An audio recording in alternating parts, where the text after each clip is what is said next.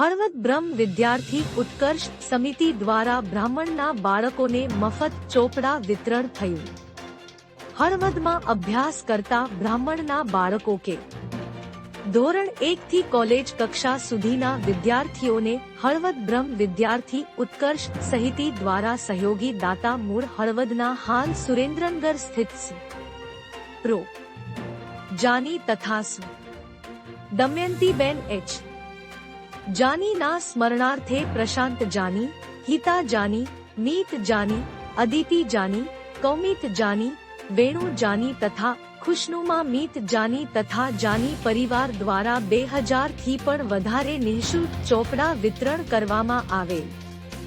આ ચોપડા હળવદ શ્રી લક્ષ્મીનારાયણ મંદિરના મહંત દીપકદાસજી મહારાજ તથા બ્રહ્મ સમાજના અગ્રણીઓ નિલેશભાઈ તથા મનીષભાઈ, રસિકભાઈ, રાજેશભાઈ, સંતોષભાઈ તથા પત્રકાર મિત્રોના હસ્તે વિતરણ કરવામાં આવેલ।